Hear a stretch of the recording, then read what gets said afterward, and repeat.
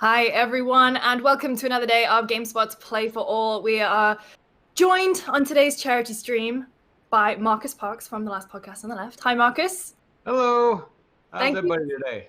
Good. Thank you so much for joining us. Today, we're going to be playing through some Dark Souls and raising money for Black Lives Matter as well as Direct Relief. So the donation links are on the screen. You can see bit.ly/gs-blm to donate to Black Lives Matter.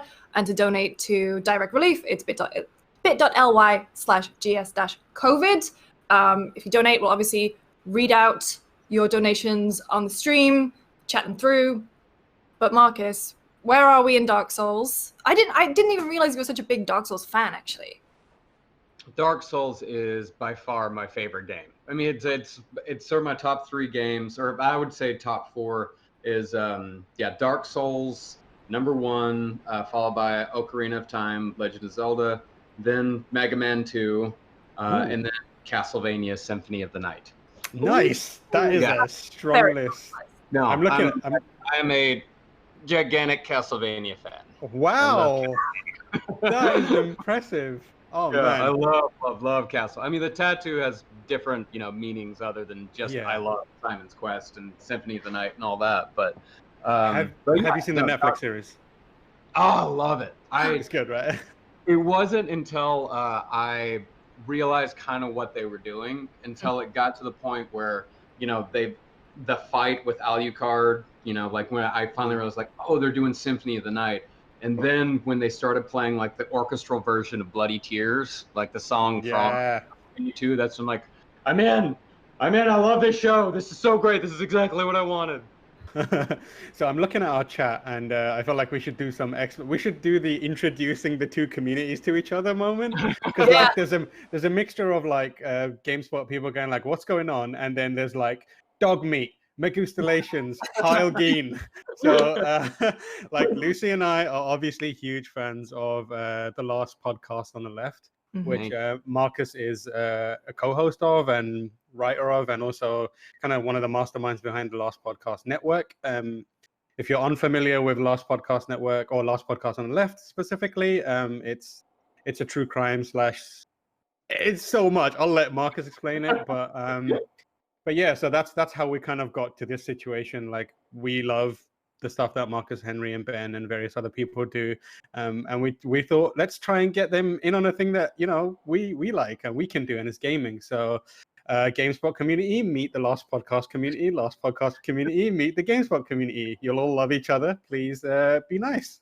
Yes, so Last Podcast community, please behave yourselves. I know you will. You're wonderful people. I have utmost faith in all of you as human beings. So for people who might not know what Last Podcast is about, how would you describe it? Because it's a weird thing to pitch. It's a true crime podcast, but done by basically comedians, and the whole point is kind of demystify these criminals, right? And so how do you explain it? Well, it's the way I kind of explain is as far as all the topics that we go is anything that was covered on Unsolved Mysteries will be covered on Last Podcast. It's true crime, it's aliens, it's cryptids, it's ghosts, anything paranormal, out of body experiences, all sorts of weird stuff. But yeah, I mean, it is. I guess our bread and butter over the years has been serial killers. We just released a book, Last Book on the Left, that it covers 9 serial killers, throughout history, the 9 biggest or most well-known serial killers out there. But yeah, a lot of it is demystifying and defanging a lot of these serial killers, because what we realized early on is when we were getting into these serial killers and really checking out their lives and seeing who they really were as people, we found that they were losers.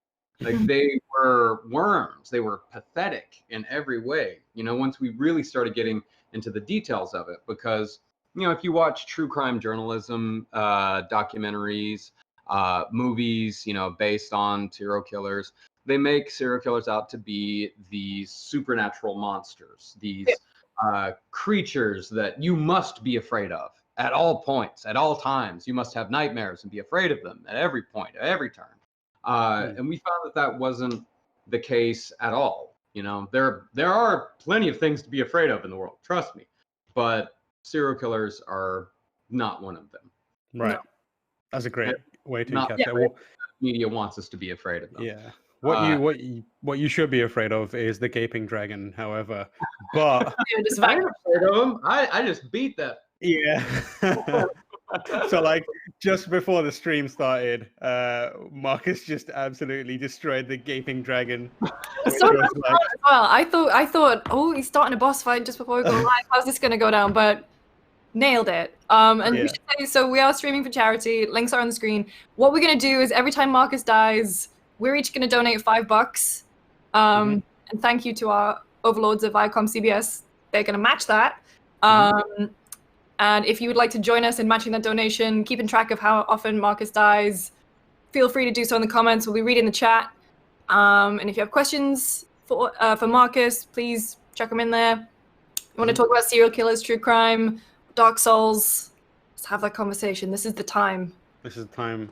Anything like that. Yeah, so I've just defeated the gaping dragon, and I am now on my way to Blighttown. Oh God, I'm so sorry. Thankfully, though, I'm playing this. This is the Dark Souls remastered. So Blighttown is thankfully not the laggy mess that it was on PS3. So it's not a. It's still a nightmare. It's still an awful nightmare. But it's not. You no longer have to deal with computer glitches in addition to everything else that's already in Blighttown. Yeah, just the poison darts this time. Yeah. No, it's not like that's gonna drive me insane. No problem at all. Yeah, so you mentioned that you've actually completed Dark Souls a bunch of times. I think that's the one interesting thing that kind of I love to hear when podcasts that I listen to for ages, they just casually drop in, oh yeah, I was just playing. Ben has started doing this a lot on the podcast recently. He's just like, yeah, I was playing Battlefield the other day, and you're like, oh, what? Ben plays Battlefield? But like more recently, a lot of podcasts that I listen to have started to really just like slide in video game references here and there. So we knew that you played video games, but we didn't realize how big a Dark Souls fan you are. You've completed multiple times, right? Yeah, I mean, well, I've been a video game. I've been a video game player since I was like 5 years old. When I first got like an NES. Started with, of course, like Mario Brothers and Legend of Zelda and all that. And I just pretty much never stopped playing video games, like all throughout the years. Like I stopped for a little bit in college. Then when I moved to New York City, like I bought a secondhand PS2 and got Shadow of the Colossus. I was like, oh yeah, now I'm back into video games like full time. And then I got back into it with like Shadow of the Colossus and Fallout 3 and all that. And then got a PS3, and then my friend Holden McNeely, who's also got who's got a show on the Last Podcast Network called Wizard and the Bruiser. The GameSpot people would absolutely love, because it's I actually reached out to Holden to write some stuff for us a couple of years ago. We were chatting for a bit, and then but like it ended up we took the role in house. But yeah, I know Holden. He sent me a picture a little while back, and the actual subject matter very quickly like burnt out, so it was unfortunate. But I've been meaning to try and get him on something again soon. Yeah. You really should. Like he's great. Like Holden's the best. Like he's the one. Like he does Twitch streaming on the regular. But Holden's like also always been like a big video game guy. And then like he just told me, it's like, you've got to play Dark Souls. Like you've got to do it. I'm like, all right, fine, I'll try it out. And I played it for, I think, about 60 hours. And I just got to this point. Like, what takes me like a few hours, like I took like 60 hours, because I was just trying to figure it out all on my own. Yeah. Like I was just trying to figure everything out and not take any help or anything like that. And also figuring out the mechanics and the gameplay and everything. But I finally got it. Like I put it down because the gaping dragon like killed me. Like it just, I could not figure out how the hell to do it. But then after a few months, like I picked it back up, I tried it again. Oh, I gotta get out of here for those things, get on my head. Um, like I finally like picked it back up again, and it just clicked. Like it clicked for some reason. I don't know why it clicked. It just did. And I know probably the GameSpot people on the stream are probably screaming at me right now that I'm going the wrong way from Blighttown. But it's very difficult to play Dark Souls and hold a conversation at the same time. Yeah. Yes. Don't worry, we appreciate that. But it's also kind of to our benefit because we will be donating every time you die. So yeah, I saw that Eric put on the death counter, so now it's a part of the overlay. So thank you for doing that, so I don't have to keep track. But yeah, there was just something about it just clicked. Like there's something about like the patience that it takes. Like when you first start playing it, like it's somewhat like the patience. It's somewhat maddening, but once I really got to the point where I got what to do, and it became like a very like Zen experience for me. Like trying to like kind of do the same thing over and over again, getting just a little bit better every time. Like that's what I really appreciate about this game is that like it pays like hard work pays off, you know. Yeah. Exactly. Yeah. Like hard work and patience and all that stuff. It all pays off in the end. One thing that I just discovered though is the Gaping Dragon broke my sword. Oh. So let's see what else Back we go. well, I'm still gonna make. Yeah. Well, I was gonna say Dark Souls is a game that like I think it, in a weird way, despite the fact however much it beats you down, it instills a weird feeling of confidence in you. Mm-hmm.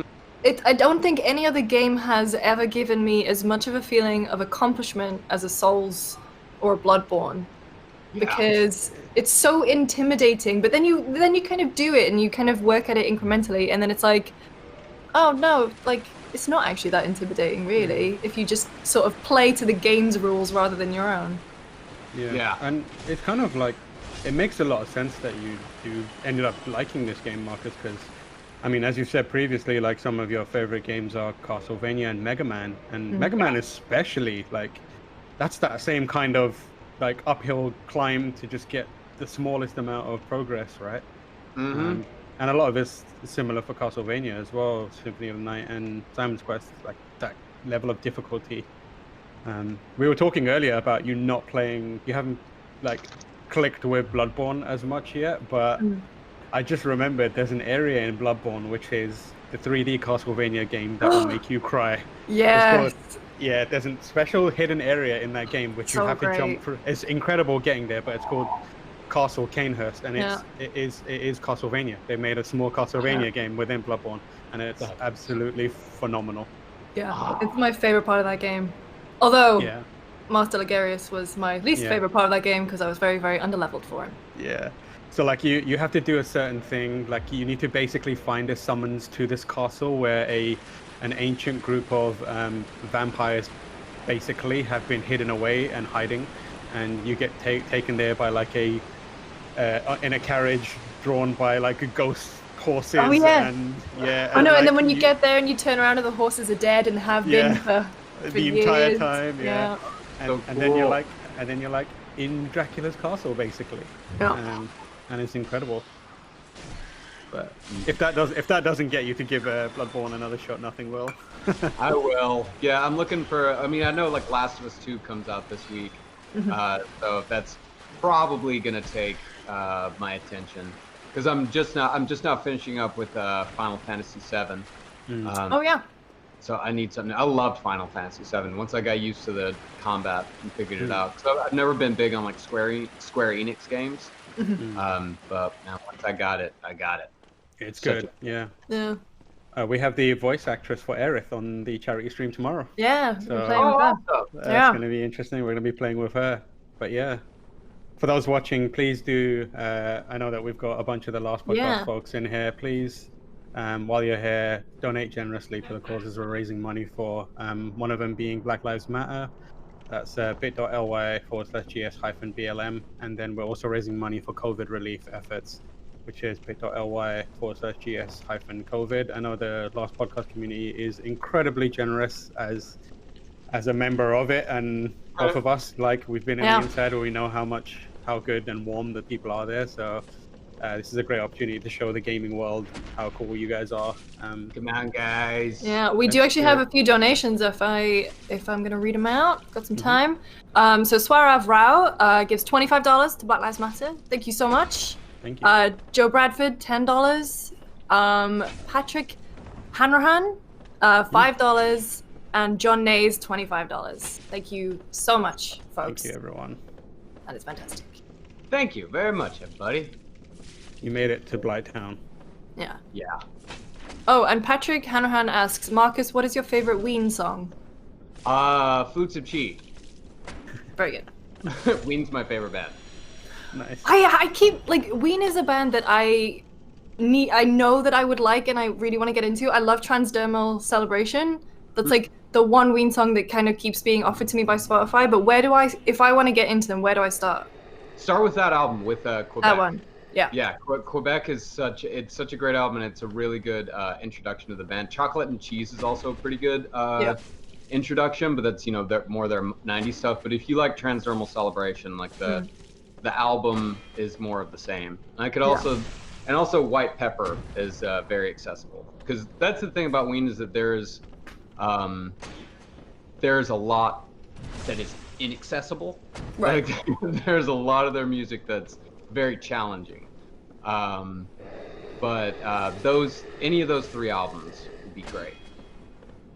Perfect. Thank you. Yeah, it's like I'm a big fan of Beck, and so some of his stuff is like very, you've got Odelay, you've got Sea Change, Morning Phase, but way more accessible. Then you've got something a bit more left field like Midnight Vultures, and it's like, how much do you like Prince before I recommend this album to you? I love it. Like, I'll still defend like Mellow Gold as a legitimate. Oh, me too. album. Like, did you like One Foot in the Grave? I like One Foot in the Grave. Okay, like it's the folk stuff is also challenging. Mellow Gold is fantastic. Like it's one of the best albums of that year. What is it, 94 or 93? Yeah, back then. Yeah. And then Odelay, 95, 6? I think so, yeah. And I remember Midnight Vultures was 99. Yeah. So I remember that came out when I was in high school. Midnight Vultures, I always love asking people this question, but it's like, if you could go back in time and see any band, any show, any tour, what would it be and why? I would go see the Stooges. Right? I would absolutely go see the Stooges. There's this one show, the Cincinnati Pop Festival show, have you ever seen the famous picture of Iggy Pop walking on hands? Like, he's walking, like, it's this huge crowd, it's like a festival show, and he walks out into the audience, and they're holding up his feet, and he's just walking on, like, and he's just walking with other people's hands. It's on hands.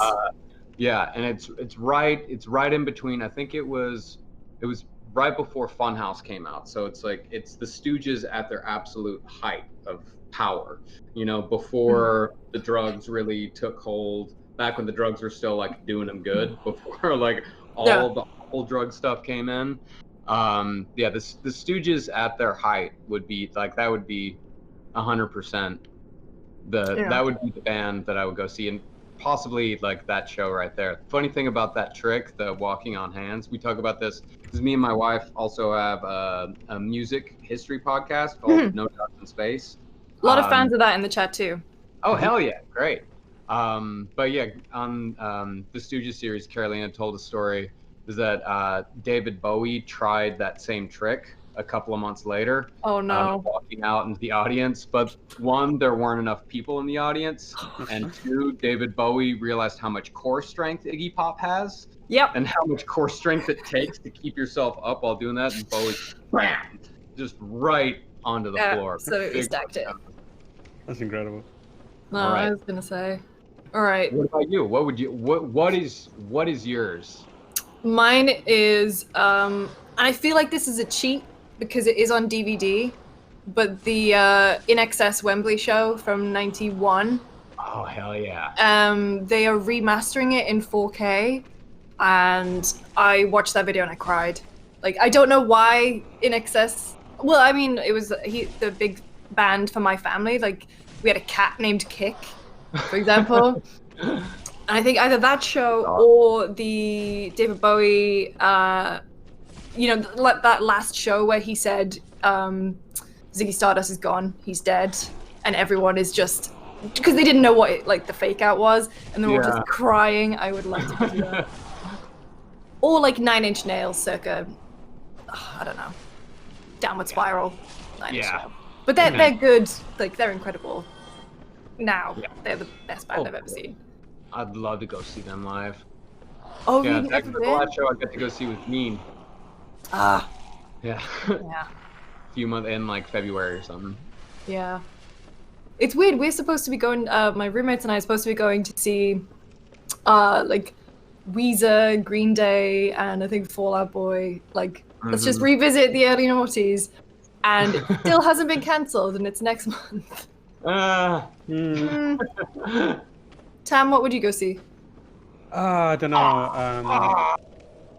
Did you get? Oh, you got. He was right in front of me. Almost. I was so careful. Looks like I'm about to. Oh, you guys are about to get $5. Yeah. I was gonna say I'm more of a hip hop rap guy, so I don't know which one. There was a Def Jam tour in 1987, which was like LL Cool J, Eric B, Houdini, Rakim, like Dougie Fresh, and Public Enemy. That could be like interesting, but I also really like West Coast rap. So I think in 2000 they had Up in Smoke, which was, I think it was Exhibit, Nate Dogg, Warren G, Dog Pound, Eminem, Ice Cube, Snoop Dogg, Dre. And like if I had the opportunity to see that, I would probably do that. That's a big one for me. I actually like. Remember that? I don't go to like live events very often. Like I don't like crowds, and if I do go to crowds, I have to be like with people that I know and really feel comfortable around. Like the one I went to a concert for a rapper called Immortal Technique, which he came to London, and it was like a small like venue, and I paid for the ticket, and I got there, and when I got there, there were so many people. I think it was like his first UK tour. I got so freaked out that I just immediately left and went home because I was like, I can't handle this. Yeah, I can't handle it. And like there was another one where I did actually stay, but I like hid in a corner, and it was for the Jizza of the Wu-Tang Clan. And of course, like I was hiding in a corner where I felt like I was safe, and obviously he singled me out and like immediately came over to me. But like on the one hand, I was terrified, but on the other hand, like he threw up the W, and I got to throw up the W with him, and like that's one of my like all-time favorite things. But I went to Kendrick Lamar, and when he came to London recently for his Damn tour, and great. yeah, I went with one of our close friends, Joe Scrabbles, who works at IGN and is like a fan of Last Podcast as well. And me and him were there, and me and him were just like on cloud 9 the entire time. Yeah. Like Kendrick Lamar live is unreal. So yeah, it's incredible. It's awesome. Yo, last podcast. What was that? No, go ahead. No, go ahead. Oh no, I was just gonna with unfortunately the workload with last podcast, like I've had to miss so many great concerts here in New York just because it happens on a Thursday, and Thursdays like that's the day when like last podcast scripts get written. I was written the night before every week. So yeah, that's how I missed Liars, missed The Damned, so many great shows. But we have got to see some pretty good ones over the years. Like me and my wife Carolina, yeah, we're big concert goers. Like we've got to see like Primus when they did a big tour a couple years ago. We got to see them. were the last few that we went to. Built to Spill, Godspeed You Black Emperor was amazing. Oh, I bet. So we saw them on the Luciferian Towers tour. They Mhm. were so good, man. They were fantastic. No, I'm trying to think. Last concert I think I went to was Nine Inch Nails. But no, I saw Interpol at the Greek in 2018. I don't know if you've ever been to the Greek, but that venue is an open air amphitheater, and it is incredible. It's like the best place to see bands over here. And Interpol, like, I just cried. They were so great. They did. I got to see them on the what was that? I think it was 2003, something like that. Like on, I guess it would be on the Antics tour. They were so good. Yeah, it was. Yeah, it was like it was all the Interpol you want and love. Yeah. You know, the first 2 albums and nothing but those first 2 albums. Yeah, So, they did the Bright Lights tour as well, where they just played the album start to finish. I really wish I'd seen that. yeah. But no, the show that they did, they played Rest My Chemistry, which is my favorite. Although I think PDA is my favorite Interpol song, but they did play Rest My Chemistry. Yeah. And I was getting a drink at the time, and I had to like sprint back. And the second time I saw Ween and they started playing Hey There Fancy Pants. Just it's always like you always feel like, oh, okay, this is the safe time to go to the toilet. This is from the new album. I don't know this. Follow it up with a banger. Yeah. But I always do. I'm quite impressed with your ability to talk and play. I would have died many times by now. I'm like really surprised. I'm like, damn, we're trying to get money out of the guy, and he's just doing well. I'm just gonna, I'll give money no matter what, but just you don't have to wait until I die to give money. Yeah. But yeah, it's no. Well, I'm actually that's the thing is that you know here at the house, like a lot of times me and my wife will like hang out while I play video games. Like I'll play video games and then you know we'll just hang out. So I got very used to talking and playing Dark Souls video games at the same time. Awesome. We have a bunch of donations, so I'm gonna read these out. So for Black Lives Matter, which is bit.ly/gs-blm, if you would like to donate. We're all gonna be donating every time Marcus dies. So far we're at 1. He got sprung.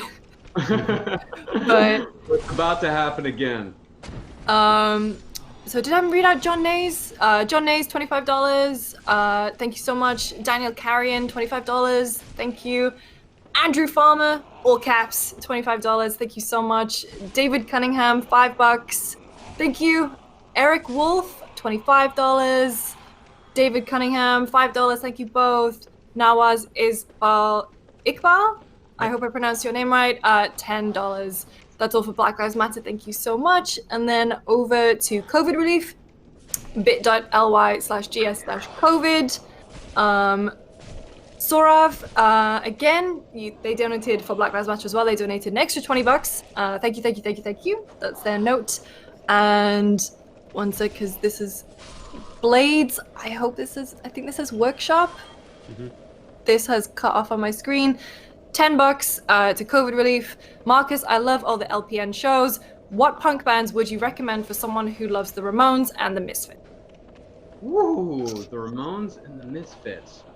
I have to think about that for a second. If you love the Ramones and the Misfits, I would say the Damned.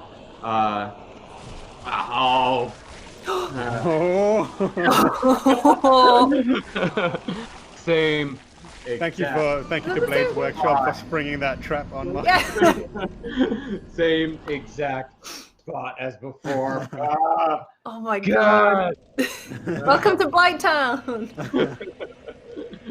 I would say, like all of, I would say the Damned if you're into those 2 bands. Because I love the Damned so much. Like the Damned is one of the bands that I like before we really got into No Dogs. Like I knew them pretty well, but I mostly just knew like the first album. and I knew that the first album was very important to the the history of punk, which is that's what we're doing on the first season of No Dogs is we're kind of doing like a short history of like punk rock music, how we want to tell it. Definitely not definitive, but we're telling it how we want to tell it. And the Damned, like we both really love that first album, but then once we got into their like full discography, like once we really started getting into like Machine Gun Etiquette and the Black Album, Strawberries, all that stuff, like they really were a highly underrated band. I don't know, like, is the Damned much more well known in like, do you guys know that? Because over here, like the Damned, like it's not like they're known by music nerds, but I know in England, like Eloise was a huge hit in like '85. I don't know. I think I just kind of learned of them from osmosis rather than like actively being into the Damned. But that might have also been like the crowd that I was hanging out with when I was like the peak punk new metal years. Actually, when I was a teenager. Man, I finally got a couple of British people, so I can finally ask, how big is Happy Talk? What the hell is Happy Talk? What is Happy Talk? All right, because it was a song from Captain Sensible, the guitarist of the Damned, and it was a gigantic hit in the '80s, and it's a bizarre, weird little song that's like a cover from the musical South Pacific. Oh wow! Yeah, it was a huge hit. Adele, what year was Happy Talk? What year was Happy Talk?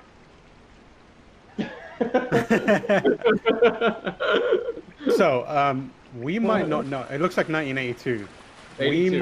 We might not know about it, but I think this is a pretty good measure for how popular it was. Lucy will immediately react to this, but it was featured on a show called Top of the Pops. Oh, in that case, that means it's big, yeah. That means it's big, yeah. So yeah. So like any song that makes it onto that show, but when it was around, was a big deal. Yeah, that means it would have charted. Yeah, it would have charted pretty highly. Yeah, Never. Yeah. I might know it if I heard it. Happy talk. That's how it sounds. Oh yeah. So it's just... Yeah. It sounds like something from We Happy Few or something. Sounds like something from like Yellow Submarine style kind of. A lot of people in the chat are saying hi to Carolina. By the way. A lot of people say hi in the chat. Carolina, I'm working right now, please. Hi. How you doing? I'm doing great, darling. I'm killing it. You are indeed. Great Baxter. Yeah, she's hard at work on the Slits Part 2 right now. Awesome. Yeah, we're staying in the British bands for the moment. Yeah, it looks like you're doing really well here. Yeah. I mean, it is the Blight Town. I mean, it's the Blight Town, and I also very rarely use a halberd. I'm usually a sword guy, so I'm a little rusty with this. Usually, I use the like a crystal halberd as like a boss killer, the one that you get in Anor Londo. Yeah.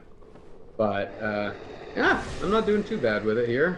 Yeah. I'm interested in how much, like, you obviously love Dark Souls. How much did you dig into the fandom and the creative process behind the game? Do you know why it is the way it is?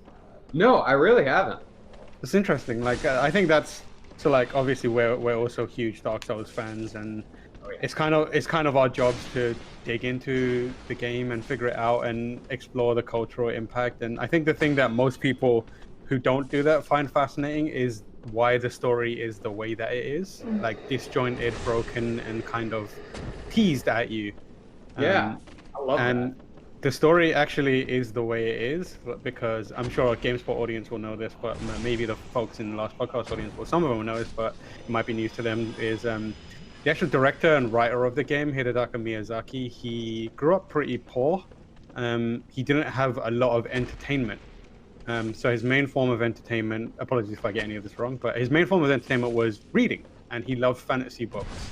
and he loved D&D. The problem was that a lot of it was written in English, and he wasn't great at understanding it. He could understand bits and pieces. So what he would do is take the bits he understood and create a story in between to connect it. Oh, that's so cool. So the reason why the item descriptions are the way they are, and they kind of allow you to fill in your own story, is because of that experience he had growing up. That's awesome. Yeah, I love how it's hard fantasy where it doesn't explain anything. Like even like by the time I'd like finished this game and did the final cutscene and all that, I still had no idea what the plot of the game was. Like none whatsoever. It's like I didn't even know. Couldn't even. It was like lighting the bonfire, leading, like no idea. That's so cool. You should. There's like a massive community that has basically unpacked the entire story, and it's absolutely fascinating. There's a guy on YouTube who fans of the franchise will know called Vati Vidya, and he has a series called Prepare to Cry, where he takes stories from within the game and kind of tells them in 10-minute chunks. So like there are like amazing stories that you probably just don't even know are happening, like the story of Solaire. He's just like seems to be a kind of like comic relief character, but it actually is incredibly tragic, and it's kind of like alluded to him being this basically like a king that has been of a kingdom that is kind of he's royalty effectively, but he gave it up to chase this dream of pursuing sunlight and that kind of stuff. Aww. So if you want to learn about the story, it's out there. Prepare to Cry is there for you. People in the chat, shout out to Vati. Yeah, everyone's like, shout out about you. Swarov says, what's the next band after the Slits? The Cramps. The Cramps. Yeah, it's gonna be the Slits. And that's we do have it pretty much figured out until the end, but I don't want to give away too much. But yeah, well, I'll definitely it is the Cramps after the Slits. Going back to New York, and then after that, gonna go to the West Coast scene, to San Francisco. Ooh. Sounds like a series of like symptoms for a bad illness. First you get the Slits, then you get the Cramps, and then you go to the West Coast. I think it's just called being a woman. Geraint Williams says, check out Illusionary Wall on YouTube for his new Dark Souls behind the scenes and unfinished stuff. It is amazing.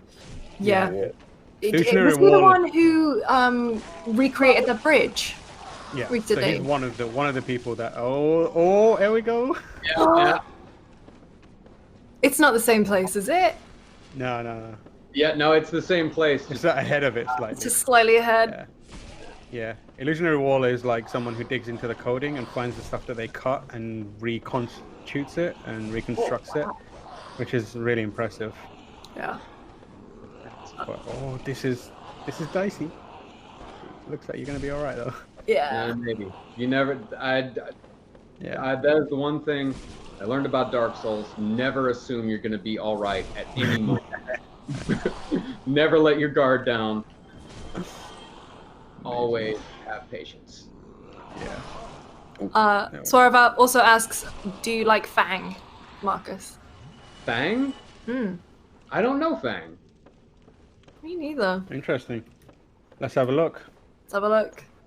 Fang Band is an American hardcore punk band from the early East Bay punk rock scene, established in Berkeley, California in 1980. It was hardcore. Oh. Yeah, hardcore.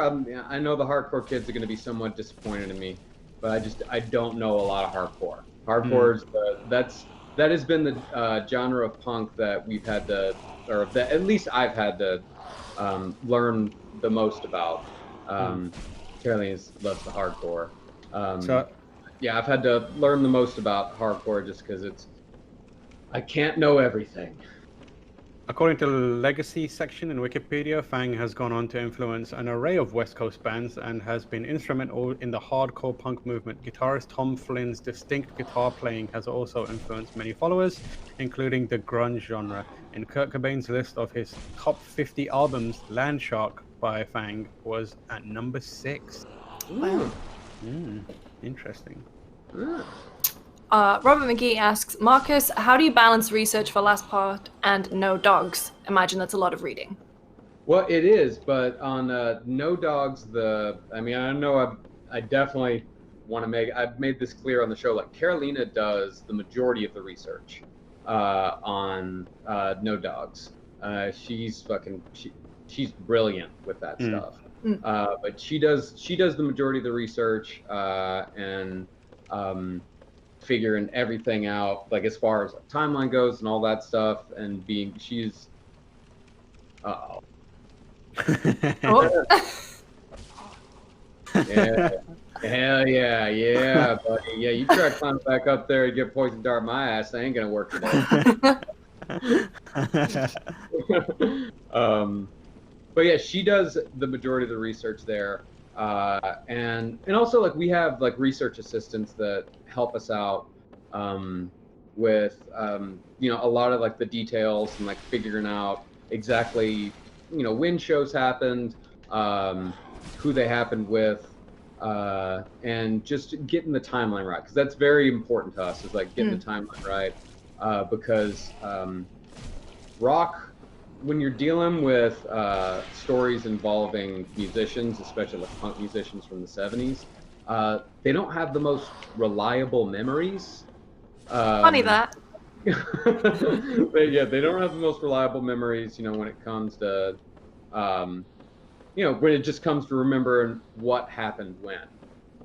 So, you know, Carolina goes in and like, there's a lot of great resources online for, you know, like a lot of flyers. Flyers help a lot in figuring out, you know, where Captain Sensible was, you know, when, you know, they reported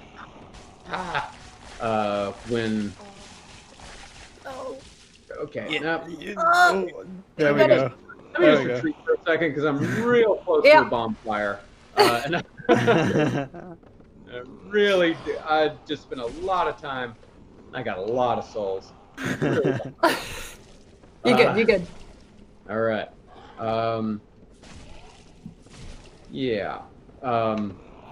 There's a lot of there's a lot of research to be done on both sides, but you know, we've got teams, you know, we've got people helping us out with all this, because it's, you know, otherwise it would be impossible for these shows to come out every week. You know, it'd be impossible for No Dogs to come out. Hell, it'd be impossible for Last Podcast to come out every week, you know, and still be able to do tours and write books and do the stream and all that stuff.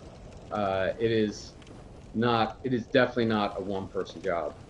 Yeah. And Henry also does a ton of research for Last Podcast as well. Henry reads just as much as I do.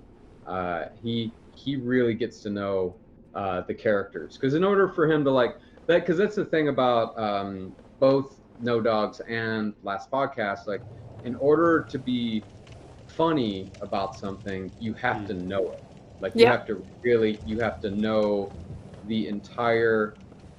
So you have to know the world, you know, like you have to know the world back and forth, and if you don't, then you're just not going to get that.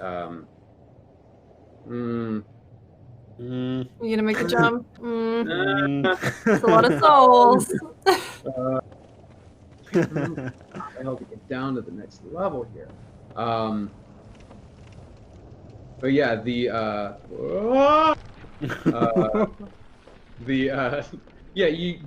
got to know this stuff backwards and forwards. Right. Because if you don't, it's just not. You're just not going to be able to be snappy with it. You're not going to know why You're not going to know why everything's funny. You know. But you know, Carolina and Henry both do a great job, like knowing everything backwards and forwards. And I need to know the story well enough to write, to pretty much tell what our narrative is going to be, like what our perspective on the whole thing is going to be. Because like me and Carolina work real closely on what our perspective is going to be on No Dogs. Me and Henry work together really closely on what our perspective is going to be on Last Podcast. Like all that stuff is planned out ahead of time before I start writing, just to make sure everybody's on the same page. Nice. Is it easier for stuff? I assume it's easier to cover cases from America because you have that like that background of you know kind of the sensitivities around in America at that time. Whereas I guess if you're covering people like Fred and Rose, you are trying to, I don't know. You have to learn a lot more. Yeah, Gloucester's a very different place than San Francisco, for example. Yeah, you have to learn a lot. Well, we just had that with our Peter Sutcliffe series, where we had to learn about Bradford and Yorkshire. Yeah. The whole section where you invented the new Yorkshire underwear was quite inspired. We won't recount what that is, mainly because it might confuse him. But you should listen to that episode. Listen to the series if you want to, find out what Yorkshire underpants are. Yeah. But yeah, it is a bit more of a challenge to see what is the environment that these people operate in, because it's important to know, it's important to know what is the environment that they're operating in. And with last podcast, with America, it's a little easier. Like say if we're covering David Berkowitz, like Son of Sam, like I've lived in New York for 14 years. I know New York, like I don't necessarily know New York in 1977, but I know it well enough. But Yorkshire, Bradford, Leeds, Manchester, very different. 77. Like I kind of know the music scene in Manchester 1977 vaguely, but I don't know all the sociological stuff. All the sociological stuff that makes the story interesting. It does require a lot of it does require just knowing a whole bunch of new shit and learning a bunch of new shit. Yeah. Questions from the chat. So Brian Reeves and Peter McGrath have both asked that if there will be more last podcasts like video, because obviously you do the streams, but they're asking if you can do a video version of the podcast or any other plans. Well, the things about the podcast is that last podcast, it's both podcasts are edited podcasts. So when we record, everyone throws everything against the wall to see what sticks. There's no all right, almost getting there. It's very hard. Okay, yes. We probably it is they're edited shows. We take our time with them. What people hear on what the eventual the finished product is not exactly what we record. Because sometimes we'll try when I'm writing a script or when I'm reading my script, I'm not perfect in my I'm not perfect in the way I read things, so I'll screw up a lot. Okay, nope, this is bad. This is a bad idea. This is a bad idea. These little guys. I hate them. Little Jordy. But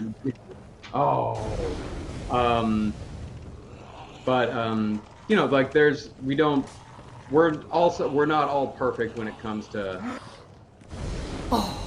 Oh, bonfire lit! Oh my god! Oh wow! Let's see here. Yeah, you got time. Maybe. Is he tethered there? What's that? No. Oh, I thought he was tethered. He couldn't move any further, but he then just jumped forward at you. Yep. Oh. There you go. You're good. Find. Yeah. Oh. Okay. Wow. All right. Oh no. Okay. Oh. All right. There we go. Maybe. Nope. Oh man. I'm gonna go ahead and say this is gonna be one biggest heartbreaks in my Dark Souls career. This is a really rough spot. Oh. Yeah. That was rough. That was rough. I'm sorry. You just tell Tab and I were like, let's just let this happen. Let's just let this On the upside, that just $5. that just raised $5. $15. Yeah, we that just do raised actually $15. have a bunch of donations too. Yeah, I think that that death, that one deserves a donation. Give the $5. So who we got? We've got Sloan Wheatley gives $15 to Black Lives Matter. Thank you so much. Sean Toomey, $25 to Black Lives Matter. Thank you. Wolf Snyder, $15. Thank you. And Madison Cook, $10 to Black Lives Matter. Thank you so much. And yeah, we'll be donating along. I think donate a little extra for that. It's kind of spectacular death. Yeah. And Peter McGrath donated $10 to COVID relief. Going to try and match the $5 per death. Loving the crossover of GameSpot and Last Podcast Network. Hail Gee. Hell yeah. Oh, yeah. Hail Oh. That was rough. Yeah. Nah, I'm gonna be thinking about that death for the rest of today. Yeah, for people who are new, just joining in a bit late, we are raising money for Black Lives Matter and COVID relief efforts with Direct Relief. You can see the links on the screen, bit.ly/GS-BLM for Black Lives Matter, and then bit.ly/GS-COVID for COVID relief. If you are just joining in and wondering what's going on, we are joined by the man, the myth, the legend, the illustrious Marcus Parks from Last Podcast Network and Last Podcast on the Left, and No Dogs in Space, and various other amazing things. Accomplished writer now. Yeah. Written a book, Last Book on the Left. And we're playing Dark Souls. For every death, we are going to be donating $5 ourselves. We're up to 3 deaths now, I think. That's correct. I mean, 3 deaths in like an hour. That's pretty good, That's yeah. still really good going. But Yeah, we don't. we're on Flight Town. It's not too bad. Yeah. So we've got 3 deaths down, but we'd also encourage you guys watching to donate as much as you can. It's going to a good cause. We've got 2 great communities coming together here between the Last Podcast crew and the GameSpot crew. Let's be cool together and raise some money. Hell yeah. Yeah. Oh no, not the frog. Oh, I hate Oh no. Curse frog. So have you ever seen a picture of that frog up close, the basilisk? No. Oh. So you should no. Google it, because you see the big eyes. You see the big eyes on its head? Uh-huh. Those aren't actually eyes. So if you look at the actual image, it's got really tiny, small eyes at the bottom that are really cute, and the big eyes are basically a defense mechanism designed to scare people. Oh, So it's really clever, but yeah, it's actually quite cute when you look at it up close. It's got like a tiny little beady eyes. It's like, don't look at my face. Don't look at me. Yeah. Don't tell anyone how I live. So I was, and speaking of cute, we're also joined Georgie, here. We're blessed. Georgie. Hi, Georgie. Girl. Oh yeah. There's also my little dog. She usually likes to sit next to me when I play games. Oh, look at her. So Hey, cute. it's nap time. I woke her up from a nap. Oh, look at her. She's eager to sleep. Yeah. Oh, you sleep that good. Wake me up when we get out of Blighttown. Yeah, I think like to make it through this game, you kind of need a cute, cuddly animal next to you the entire Yeah. time. So one of the questions I was going to ask is, obviously you guys have a really interesting dynamic when you do these shows, and you are kind of like treated as almost a kind of professor. You know everything, and Henry, despite doing a ton of research and being really smart, is also kind of given the task of goofing off and distracting people. The thing that I love about it is the characters that he does always catches you off guard, it seems like, and it like I love hearing you guys laugh at the characters. Do you remember which one like really got to you in a big way, either made you laugh or broke you? Or for me, I know it's Lucy can say hers, but like the whole Detective Popcorn experience was amazing for me, which I love, and the Hot Dog Squad. So those are the ones that kind of like crippled me. And I remember because I was working for London Underground at the time, so I was secretly listening to the podcast like while working at the gates, and that was the one moment where I almost got caught listening to podcasts because it broke me. Yeah, I mean that one definitely, that one definitely got me. Like that guy, because that was for me, like even that like character was kind of a turning point in the show, where it was like, okay, they're like, this is like, I think we really figured something out with that. You know, like him doing a character, like him doing that character, and us really figured like, okay, there's like a whole world with these serial killer, like even like investigations, because what Detective Popcorn was, it was a character that Henry created based off of the BTK episode, the BTK killer, Dennis Rader. That when, you know, BTK was a serial killer that went free, like he had a reign of murder that lasted about 30 years before he was caught. And the task force that was, you know, formed to catch him was called colloquially the Hot Dog Squad, which is the dumbest name for a homicide investigation squad that there's ever been. And Henry created the Detective Popcorn as like a member of the Hot Dog Squad. I'm not going to butcher it by like doing the voice, but he killed it. I mean, like, so it's so funny. But the one that truly did like break me, where we had to stop recording for a little bit so I could compose myself, was in the H.H. Holmes series, Minnie and Nanny. Yeah.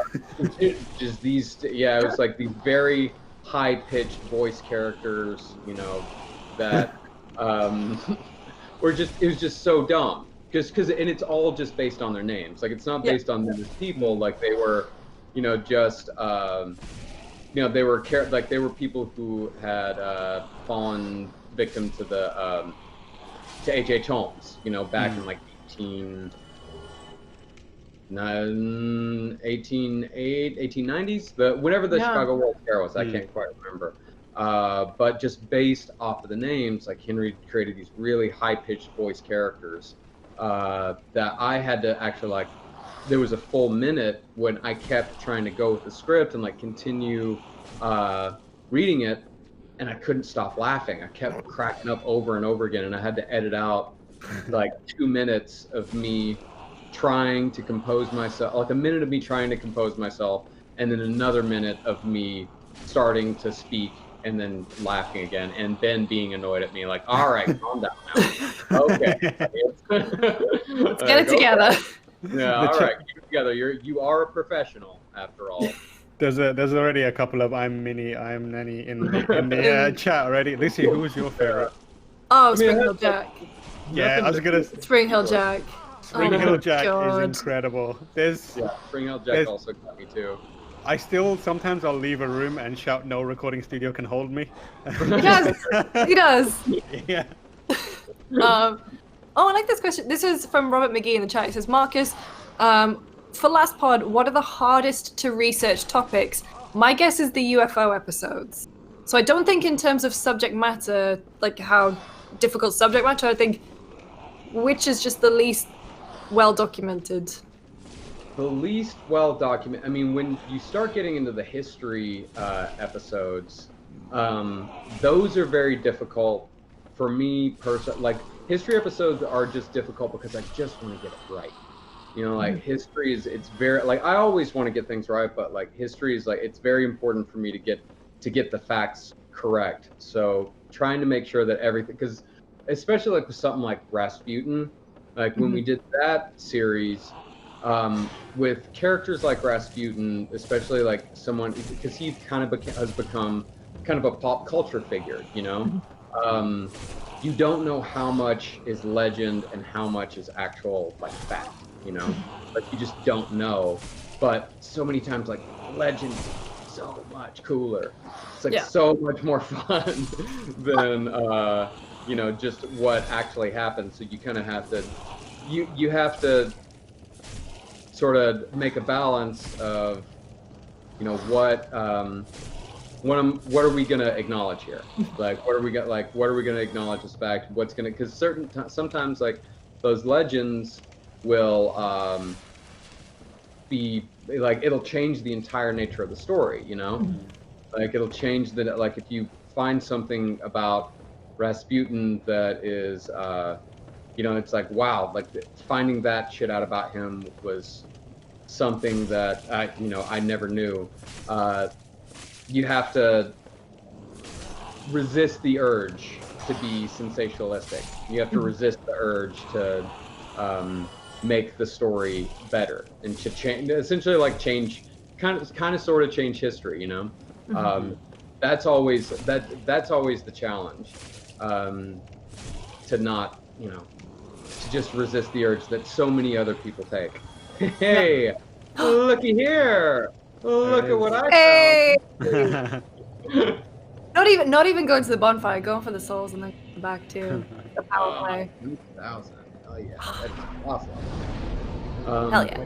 But alien episodes are those are also very, but those are alien episodes are difficult for the exact same reason,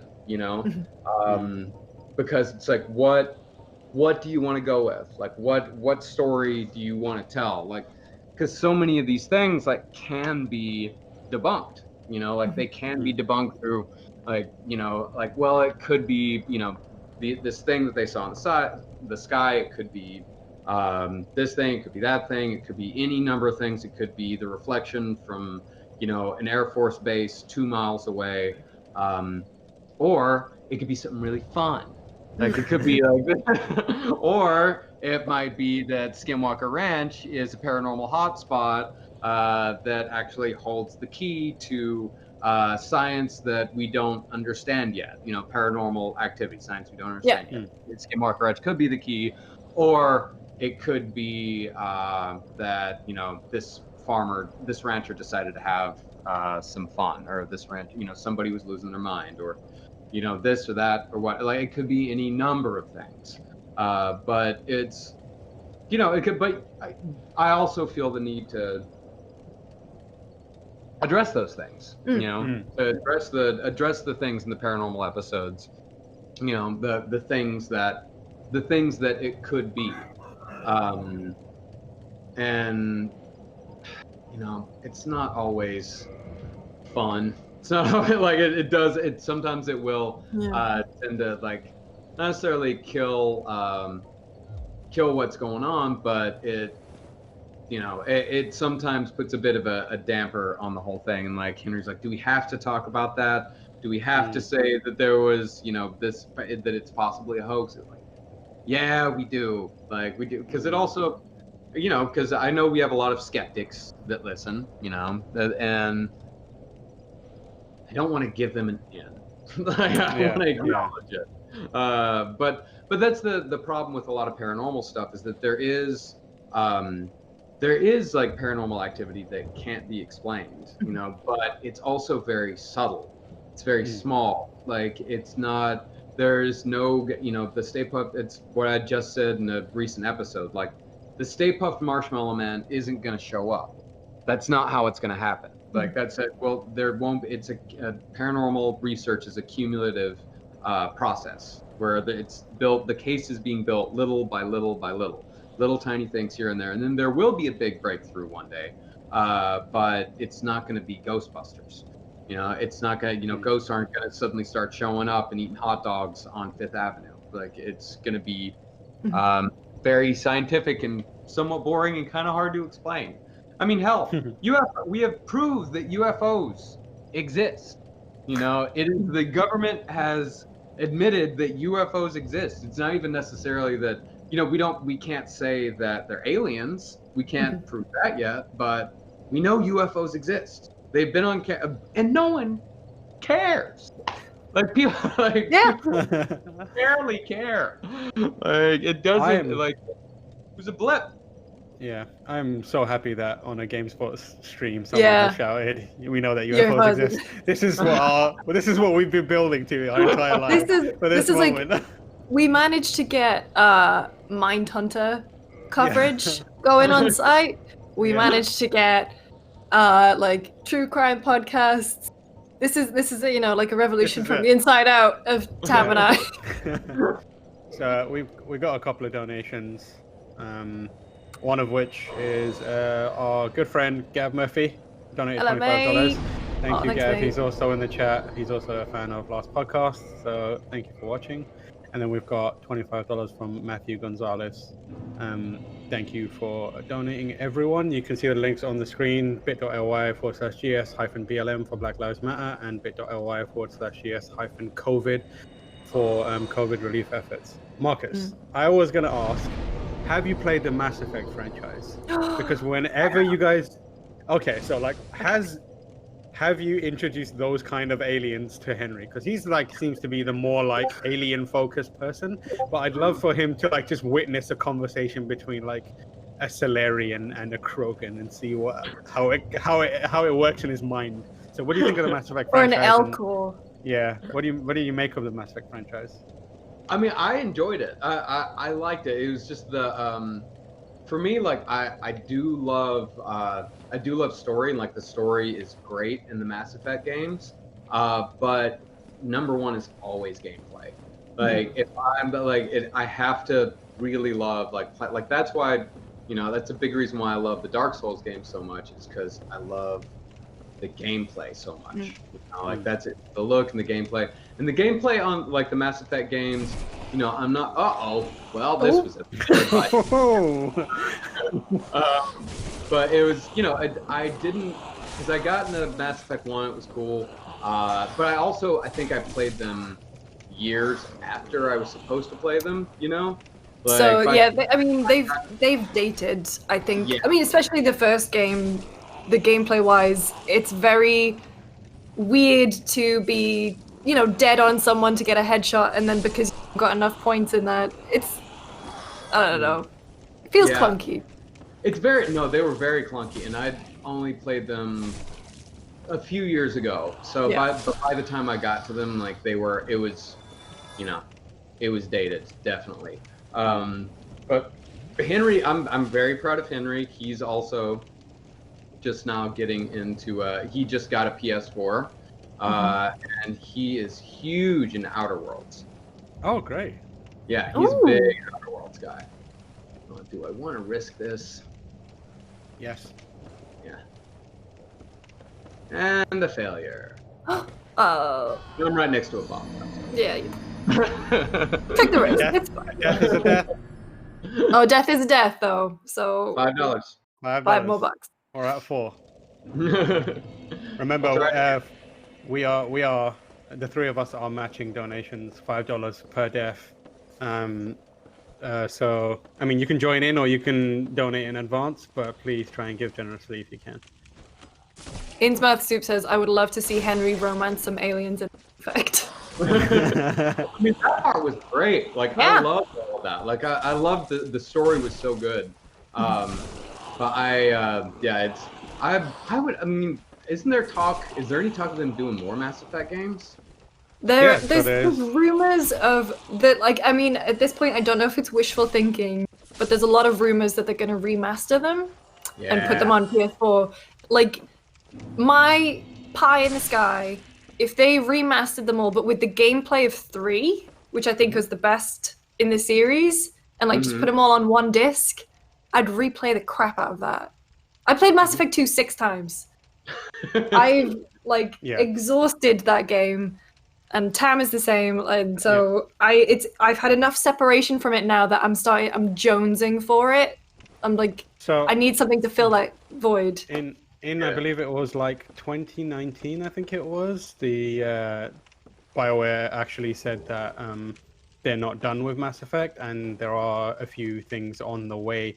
So I imagine there will be a new Mass Effect game in the future, a brand new entry as opposed to a remaster. They're clearly, because they're doing Dragon Age currently, so the next thing is probably. You want to risk $5 more here? See if we can do it one more time. Let's go. Yeah. Go on. Let me get a good line of sight going here. Around. Right. Okay. Yeah. Give me that line. That looks good. Nice. A little sprint. Hell yeah. Hey. Robert McGee says, Marcus, what are some of the books you read for Last Pod and on No Dogs that ended up being surprisingly incredible? I would say the Indifferent Stars Above, the book that we used for our Genre Party series. That book was fantastic. Oh, so good. I mean, Henry made the joke in the series that like I wanted to talk about like the manifest for the wagons, I did. Like I really like, he had to stop me from like putting that in there because it's just so fascinating, and it really it brings the world alive in such a fantastic and readable way. Like the world, like that world of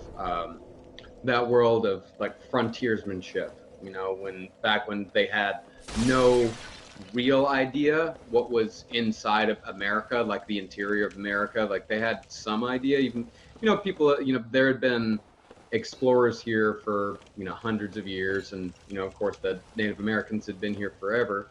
But the hubris of them going through all, like the hubris of them, like, well, like we like, we don't need to listen to what everybody's saying. We don't need to listen to what everybody's telling us, that how we need to leave early, and how, you know, we waited too long. Yeah, we'll take this shortcut. Nobody knows anything about this shortcut, but you know what? The hell with it. Let's try it anyway. Let's roll the dice with the lives of well over 100 people.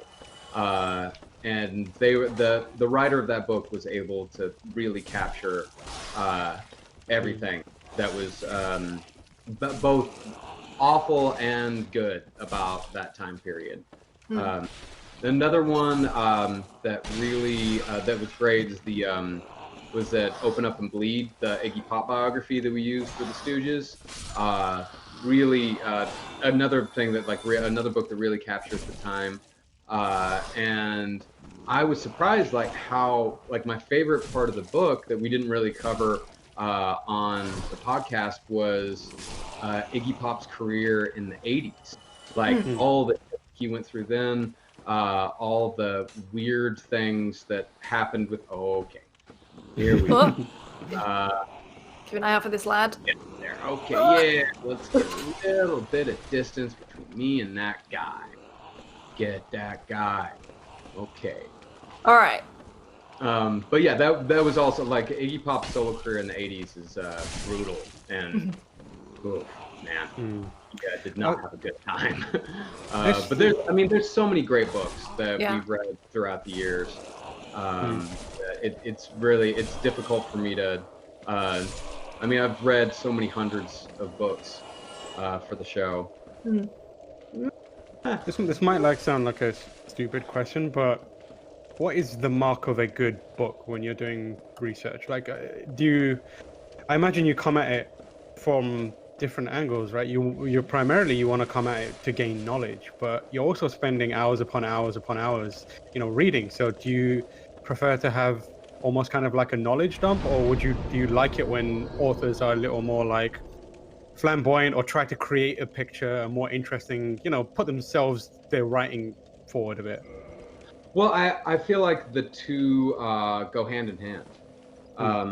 I feel like because the books that have the information, the books that have the information, like they almost can't help unless unless it is a textbook. If the books have the information, like they can't help but have a fullness to them. It's the books that that don't have the information. In order to make it a book, they have to create the world, and a lot of them do that through awful dialogue. I really hate books that I really hate like historical, like any sort of nonfiction book that tries to put dialogue into the book. I can't stand it. Because you weren't there. You don't know what anybody, like, you don't know what this person said or what that person said. Like, you have no clue. And it's misleading to try to pretend, you know, and it colors the narrative completely. Unless it's like a direct quote or something, like there should be no dialogue. Yeah. This is completely on. Like it is 100% like storytelling, and you know, we don't necessarily like. I don't know. Maybe I just took a cue from, you know, other, like the show that I always took like the biggest inspiration for last podcast has always been hardcore history, Dan Carlin's hardcore history. Which, have y'all ever listened to hardcore history? Oh yeah. Yeah, I mean, it's incredible. Just, phenomenal. It is such a true achievement. But I can't even ever come close to Dan Carlin because, you know, that's the thing about Dan Carlin is that each episode, each series, like he spends months on it. Yeah. Months on every single one. I have a week, 2 at most, to put all this shit together, you know, to learn everything. And, you know, and because of that, sometimes, you know, we will always admit when we're wrong. But that's why when people say that they like quote us in like college papers, I'm like, don't do that. Don't use this as a source of knowledge. Like you can, I guess, like quote our opinions, like that's totally fine. But as far as like knowledge goes, never ever depend on us. You know, it's the old thing: trust but verify. It's what, you know, that's what we always do, and we hope that people do the same for us. Speaking of trust but verify, have you heard of Paul Harrison? Oh my god! Paul Harrison, I don't think so. Oh! So we went to a show. This has just popped into my head when you said the phrase trust but verify. We went to a show with a serial killer expert Well, called first of Paul all, Harrison. we went a week early. Yeah, we And we turned up to this pub. pub, and it was a comedy night. And we walked in, and we just saw a microphone, and we said, "Hi, we're here for the serial killer talk." And they looked at us like we had walked in from another planet. But yeah, go on. So Paul Harrison. So we went to this we ended up going, and it was really interesting. He talked about his so he's a British profiler, and he's from Leeds. Yeah, he's from Leeds. Oh. He kind of like had a lot of connections and contact with various well-known killers, like Peter Sutcliffe being one among them. He apparently spoke to who else was it? His whole thing was that he was on the Metropolitan. He was on the Leeds police force, and he was essentially some kind of exchange person. They sent him to Quantico to work with the behavioral science unit when they first got started. He was saying that like his very first to profile and interview serial killers, and the very first one that he got to interview was John Wayne Gacy. So he had all this stuff, all these stories about Gacy, about Manson, about Sutcliffe. It was incredible, like listening to it, because he was like talking about the psychology part of it, and like he's super well known. He's like a published author. I think he's got like 40 books, and he's been described as like the master of the true crime genre. So like they did an interview with a bunch of FBI agents who were at Quantico during the same time as Harrison being there, and they were like, "We have no idea who this guy is. He does not exist." Yeah. And it turned out that he made all of that shit up. Oh. Yeah, and he like got like publicly exposed as being like he went from being like one of the most foremost experts on serial killer psychology and like all the stuff that they studied at Quantico to being exposed as a 100% fraud. Man. So where is he at now? Because I mean, this was back in 2019. All of his stuff was pulled from shelves. Yeah, all the books that he'd written. I think he did issue an apology. Am I right? Yeah, he did say he was sorry. He said he was like, but it's like you've made a career off of it. You made money off of it. He described himself as like weak and vulnerable. Yeah, yeah. But like, have you ever encountered that kind of thing where you're like, this person, because you read a lot, I imagine you watch a lot of videos from experts, and has there ever been anything that you're like, there's something off here? No. Yeah, I mean, there's with serial killers, like a lot of times there are stories that seem like too good to be true. You know, like you only see them like in one place. And there's no other documentation. Like serial killers, when covering serial killers, like that's the #1 trust but verify. You know, like if there's like Oh, here we go. Here we are. Oh no. There they come. Like it is the number one like trust but verify source. I can't say that I can think of anything like in particular that I know like, oh, this person is full of shit.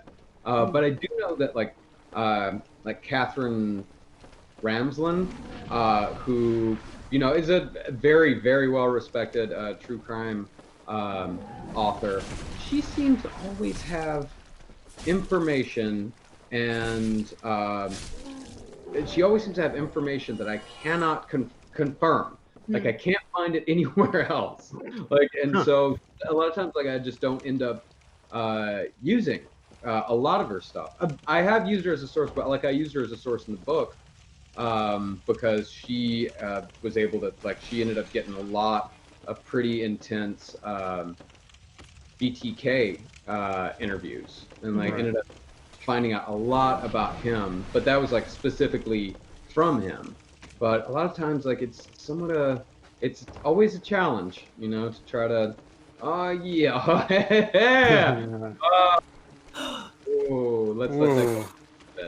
let's take a little breath on this ladder here.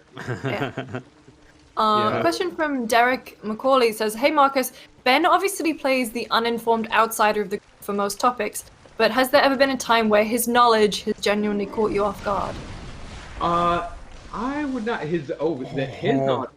It has been like we've been kind of joking around lately of like Ben, like, oh wow, like Ben, you're really getting into it. Like he actually is, like as far like his understanding of magic lately has been phenomenal.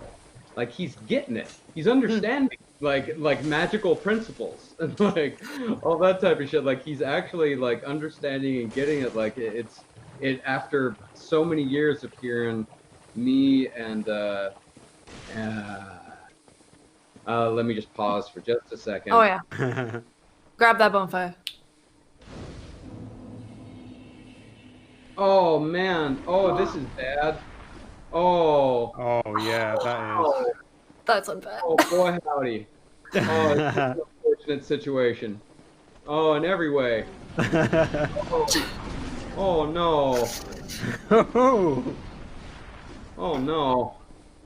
Oh, how am I ever gonna? They're still too close. Yeah. How am I ever gonna get out of this one? Okay.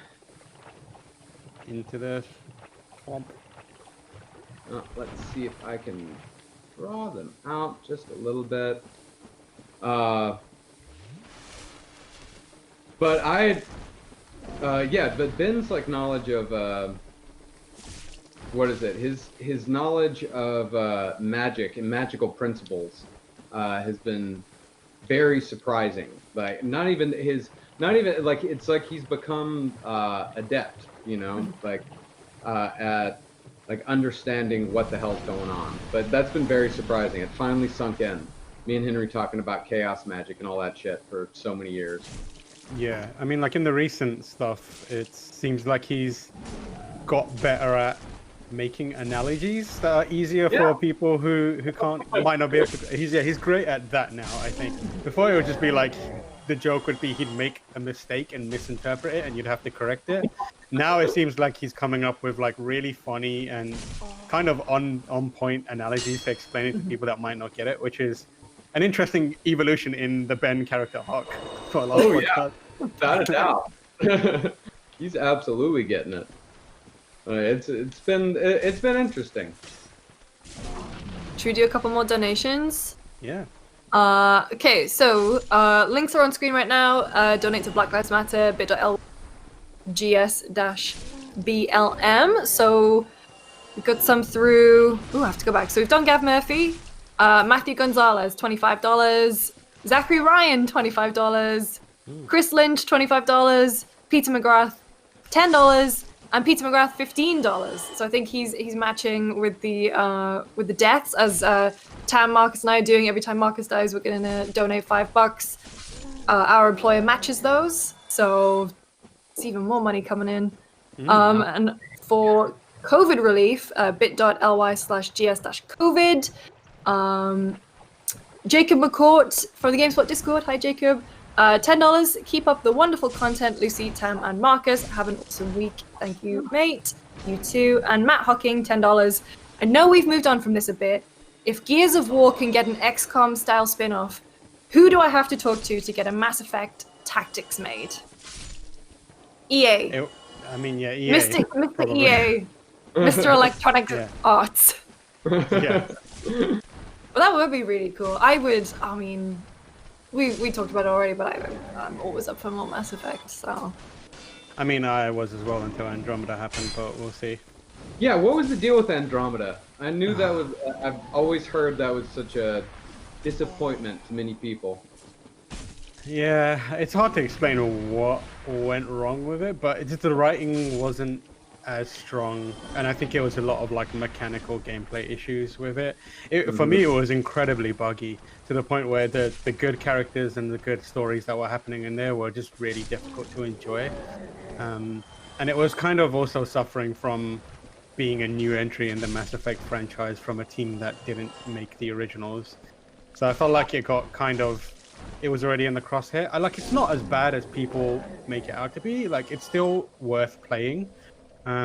It's just not as good, if you know what I'm saying. There's still a lot in there to love. I just think there's also extraneous factors, it was a brand new engine that they had to work with. And it's obviously trickier to start the story and fill out all those characters, and it was such a big departure, but there's still some value there. If they do make another Mass Effect, I feel like that team's probably got the handle on it now.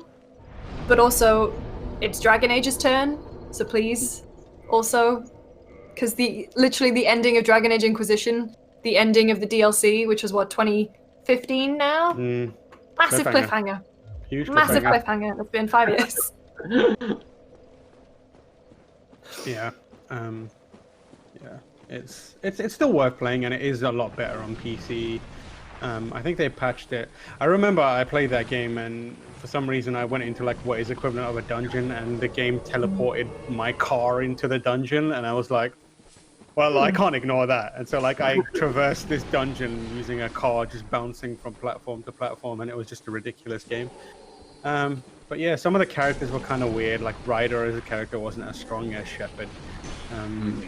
And the new kind of races that they made for the game, what's it, Angarans or something like that, weren't as interesting. They look kind of weird, not really visually interesting. And then there were some great characters, but I feel they needed to spend a little more time coming up with a little more kind of compelling a narrative, and also working out the kinks of the engine.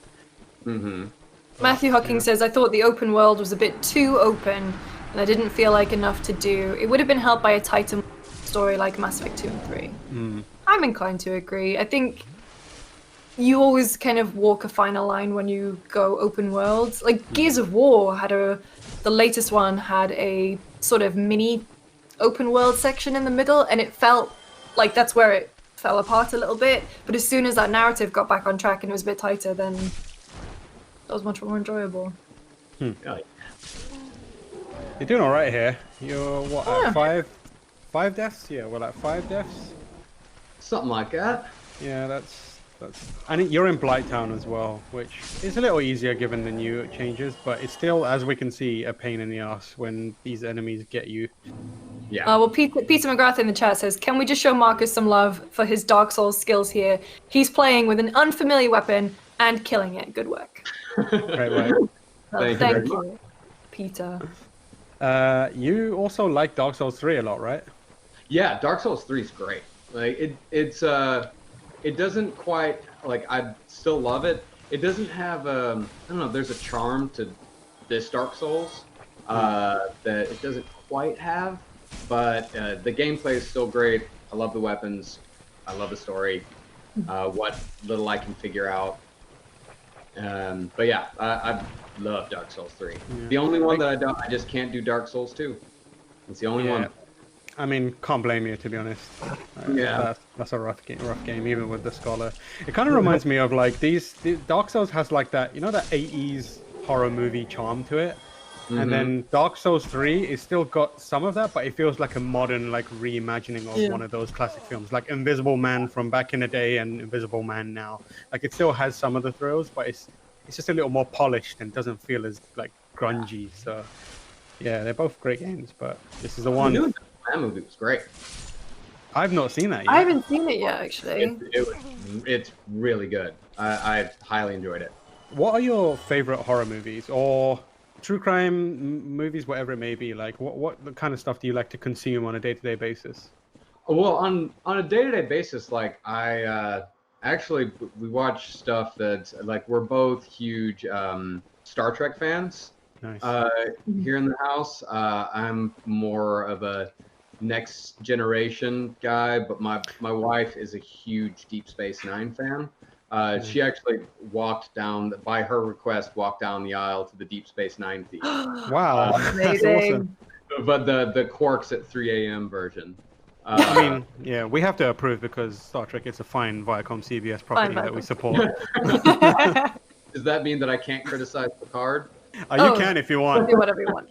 I mean, we have breakdowns from our entertainment team, universe team, Chastity, and the folks there. Who's in the chat? Who's now going? Yeah, Star Trek. There you go, Star Trek. She's a fan, but like they do detailed breakdowns and criticisms of it. So feel free to say what you want.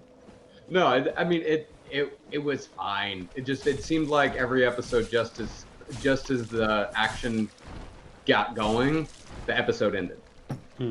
Like they were writing it for like it was. They were 45-minute long episodes that should have been an hour. You know. Right. Like that's my only criticism. Otherwise, it was really fun. Right. And it's but I'm also, I gotta be honest, I'm tired of seeing old men run around. Like I'm tired of seeing old men struggle their way through a scene, you know, breathing hard and trying to not die. How do you feel about Discovery then?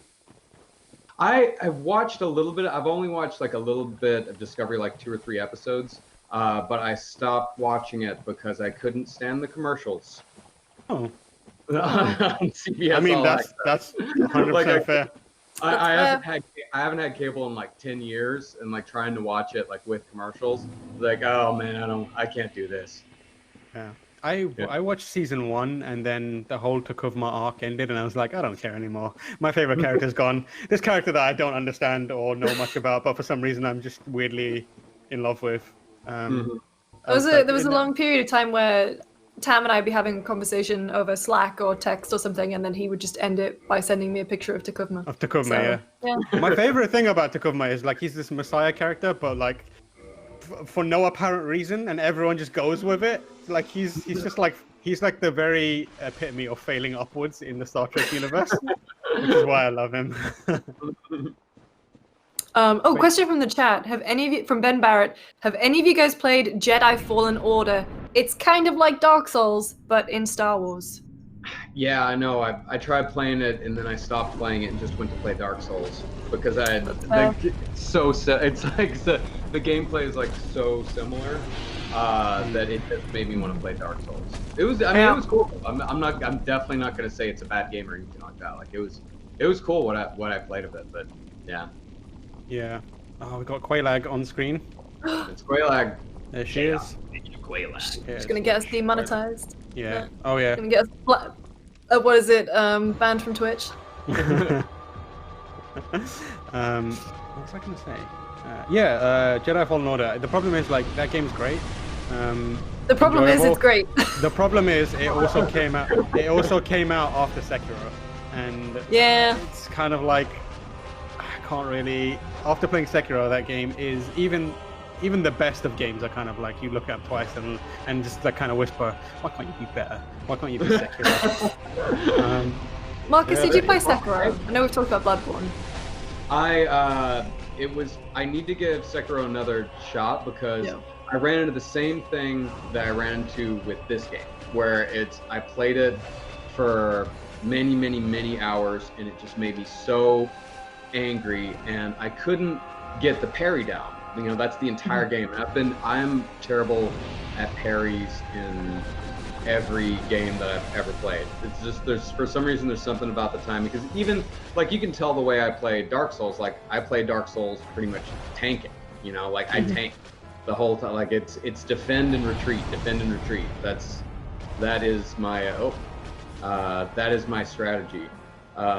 So like Sekiro, and also like Bloodborne, because like Bloodborne, I know how to play these games. Like the strategy is attack. Like with Bloodborne, it's like being aggressive at all times.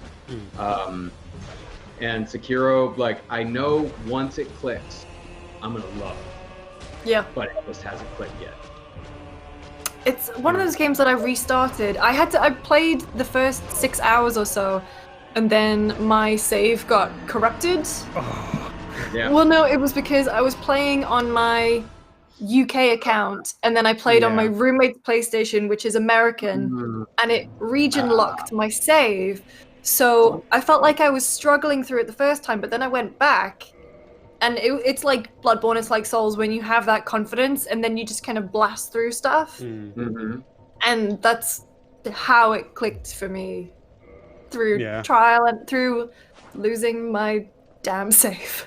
I mean, like, I reviewed the game, and I put into my review the fact that I got stuck on a boss for so long that when I beat the boss, I cried at the end of it, and that's kind of like the experience.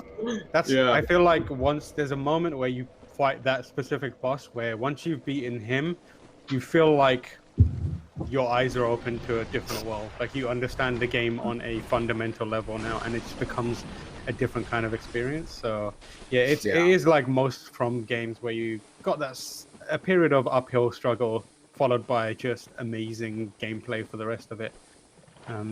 So we're at Chaos Witch Quailag. We've just done a death there, so I think this is the part where our donations are about to skyrocket. We have had a couple more. So Faye has donated $15 to both Black Lives Matter and Direct Relief. Thank you so much, mate. And the comment on the Tiltify page just hello. That's Faye is a good friend of ours. Who we play games with a lot back in the UK. We play a lot of Overwatch. But he would always just summon us by just sending us a message, hello, ? And that would usually mean FA wants to play games. Every time we see it now, it warms our hearts. Yeah. But yeah, if you would like to donate, you can see the links on screen. It's bit.ly/GS-BLM for Black Lives Matter, and bit.ly/GS-COVID. It's been incredibly heartening to see the amount of Last Podcast fans in the GameSpot chat, and the GameSpot chat folks who are like, oh, I never thought we'd see a Last Podcast crossover. So it turns out we've got a lot of LP on the left fans just hidden in our community. So take this as a sign that you can come, you can share your love of the Last Podcast Network with us. We're here, we love it too. If you can donate, please do. That's great to know. I always I love the crossovers. I always like the thing that we do. If the thing that we do crosses over with another cool thing like that, I don't know. That always makes me feel good. Like we did something right. Sure. We had a couple people asking if we've played Hellblade: Senua's Sacrifice. I have not. It's very very really cool. There's going to be a second one. Yeah, it's a very interesting premise for a game. So it uses binaural audio. It does have a slight Dark Souls vibe. It's more like Norse mythology, but the entire game is about psychosis.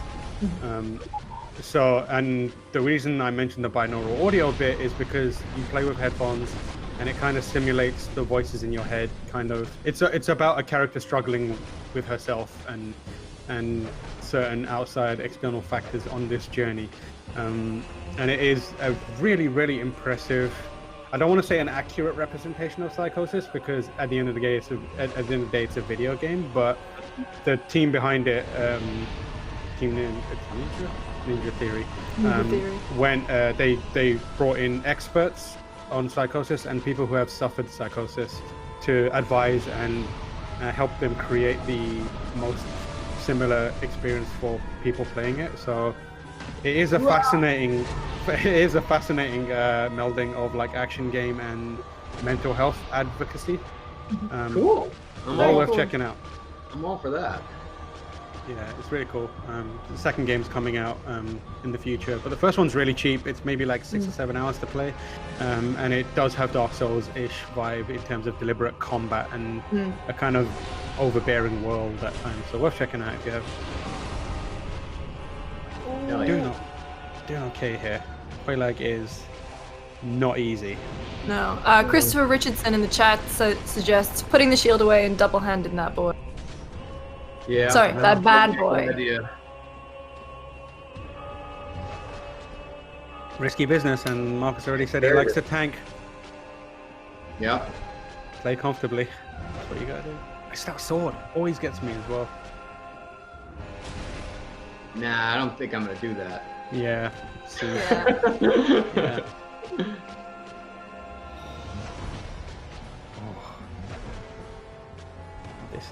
This is tense. Yeah. There's no way in hell I'm getting this one. You never know. You don't know. I You have gotta no believe. flasks left. I mean, she's basically spewing acid juice. So just let that out.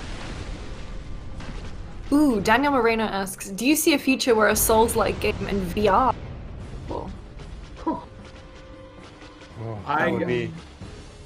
I would love that, but because I got a little bit. I got the PlayStation VR just so I could play Resident Evil 7.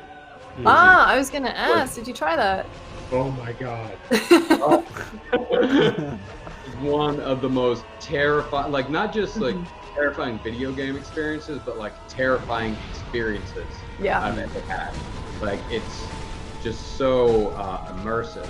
And they really, what they captured best, like, because I grew up in small town Texas, and small town Texas is filled with abandoned houses, just like the one that, you know, is portrayed in that game. Like, it's, give me take that money, $5, take that $5. But it's Texas is like, it's at least my part of Texas is just filled with abandoned house, because it was a dying, like the town with the high school I graduated from like doesn't even exist anymore. Like it shut down a few years after I graduated, and that was, you know, almost 20 years ago. But it's so it was a dying town, so there's abandoned houses all over the place, and they nailed the way those houses look and the way they feel, especially how they feel. And I'd give them kudos on that, because that's what makes that game so great. It's not even like the jump scares, which the jump scares are awesome. It's the environment. The environment is spot on perfect.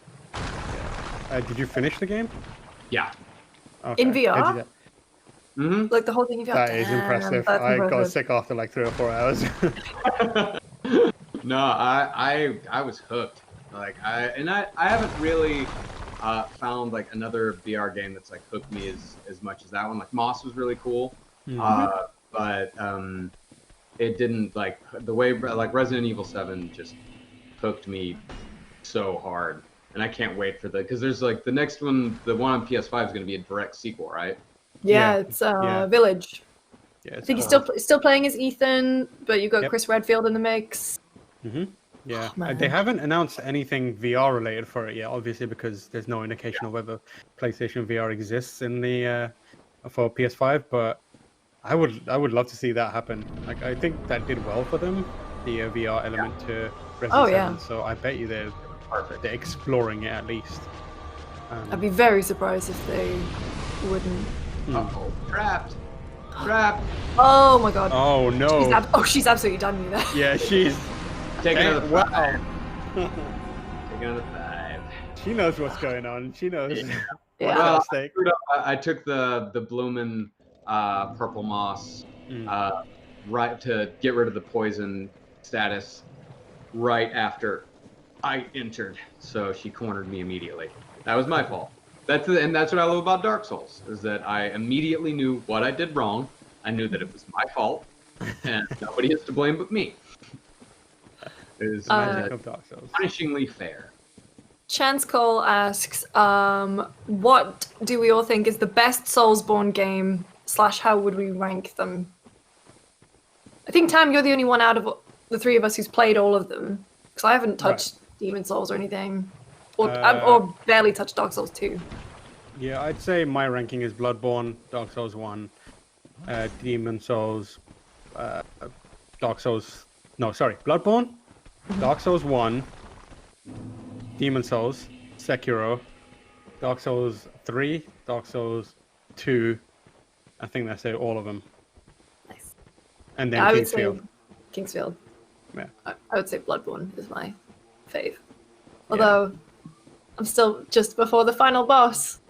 Because I was playing it with someone, and then Shelter in Place happened. So, we're literally right before the final boss. And I just might play a new game by myself at this stage. That's what I do all the time. It's worth it. Just do the chalice dungeons. Oh god, no. But Marcus, you would say Dark Souls 1's your favorite, or 3? Dark Souls 1's definitely my favorite. Although I do love 3, and yeah, like I do not feel qualified necessarily to rank them just because it's not that I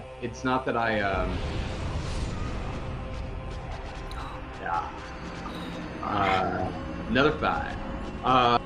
It's not necessarily that I don't enjoy. It's not that they're bad games or anything like that. It's just that I'm not very good at them. And that's the thing is that, like, if I'm not enjoying a game, then I kind of ask myself, like, why am I playing this? Yeah, that's fair. You know. So it usually gets to like where I will give a game like 20, 30 hours. Because both of those games like definitely pulled me in enough where like I gave 20, 30 hours, and then it's a question of like after that, am I still enjoying myself? And if the answer is no, then yeah, I'll move on to something else. Oh, yeah, that was. Oh. Ooh. Wow. I've been able to avoid those guys so far. Not this time. No. Yeah. But as far as like the games that as far as I did play them, I would put Bloodborne over Sekiro, as far as like what I did enjoy. That's fair. Skull Slinger Dave suggests if you're into Lovecraftian focused games, Call of Cthulhu or the Sunken City might be good options.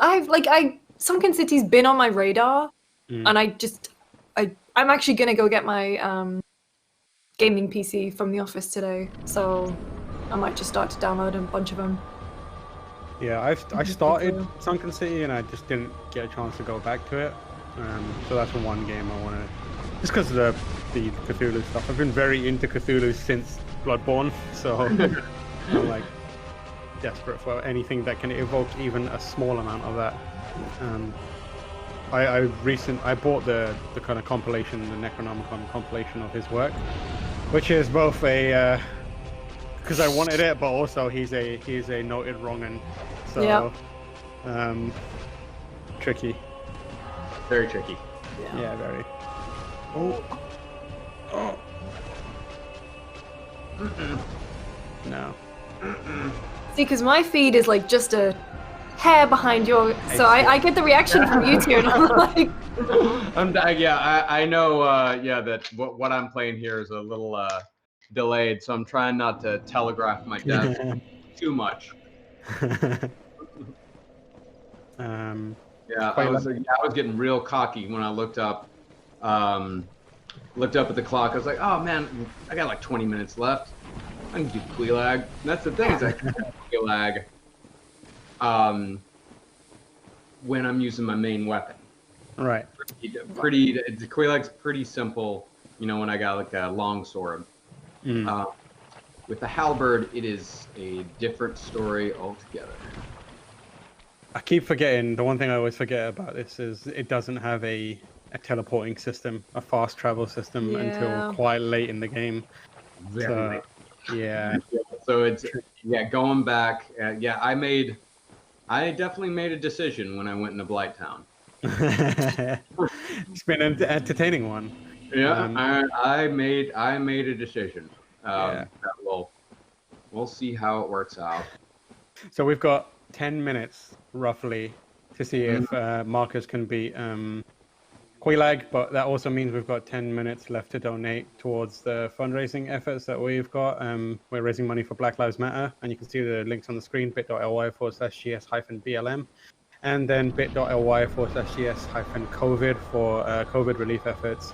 Please try and donate if you can. Any amount is beneficial and will have a huge impact on the two causes that we are raising money for. So please, if you can, donate generously.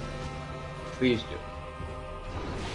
And obviously, we are matching we are donating $5 per death each for Marcus, and we're up to 10 deaths. Boy, they really started tracking up once I hit Chaos Switch, didn't they? Yeah. Skullslinger Dave says, Marcus, are you using the dragon shield? If you went to the Valley of the Drakes, you could pick it up. Yeah. I'm using the Dragon Crest shield. Great fire resistance, Dave. Butthole, which is a fantastic YouTube username, is still stuck on the Guardian Ape in Sekiro, and and has not touched the game since. That's where I. That's also where I said I need to put this down for a while.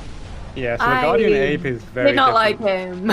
I love that boss because he's that boss is a Bloodborne boss. There's a couple of bosses in the game where it's like we've taught you how to forget how to play Bloodborne and play in a Sekiro way, and now we want to make you play in a Bloodborne way again, just to mix it up a bit.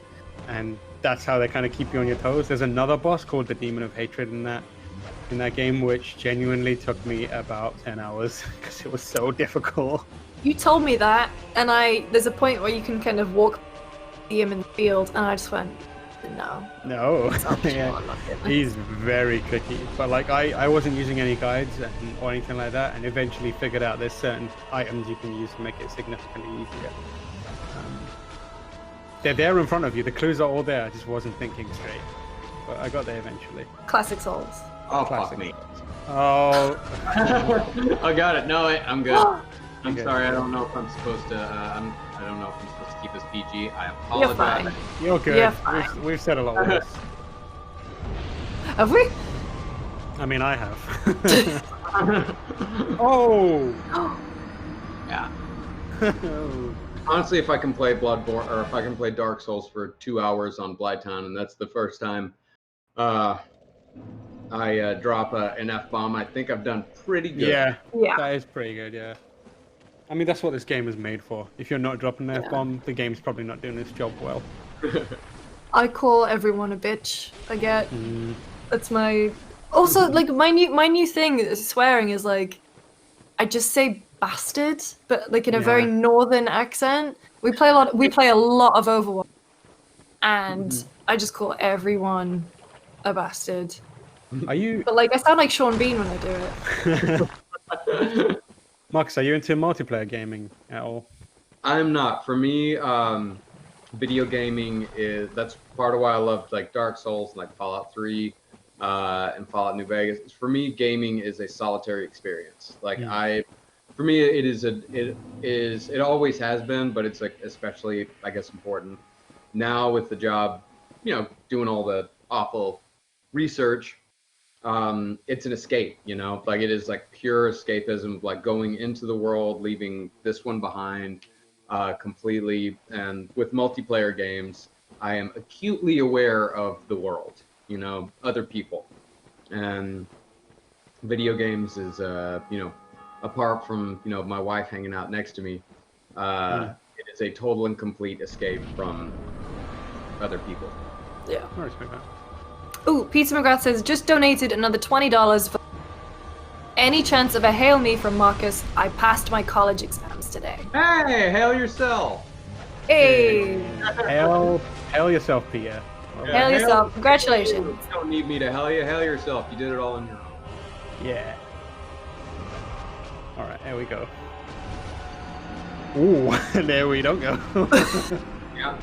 Yeah. This halberd is It's not the one. It's not the one. Yeah. What else have you got? Yeah, I was thinking that I killed the dark spirit down here, so I got the butcher knife, but my strength. I Oh. don't have the necessary strength or the necessary dex. Mm. No, broken straight sword, sword hilt, mail breaker. I've got a bunch of heavies. Yeah.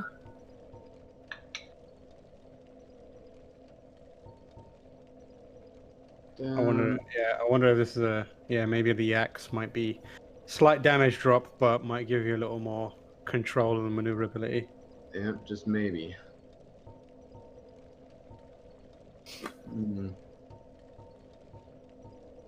Yeah, well. Yeah. The Dark Souls conundrum. This is classic Dark Souls. Where you're like, oh man, Yeah. I'm stuck between a rock and a hard place, and I got nowhere to go. And also, many people are watching me on a stream. So we got like 5 minutes left, but before we go, we should probably tease that we are actually bringing you back for a stream next week. Yeah. So Marcus is going to be joined by Henry Zabrowski, also of Last Podcast fame. And we're going to be playing a game that will put to test your ability to deduce who's lying and who isn't.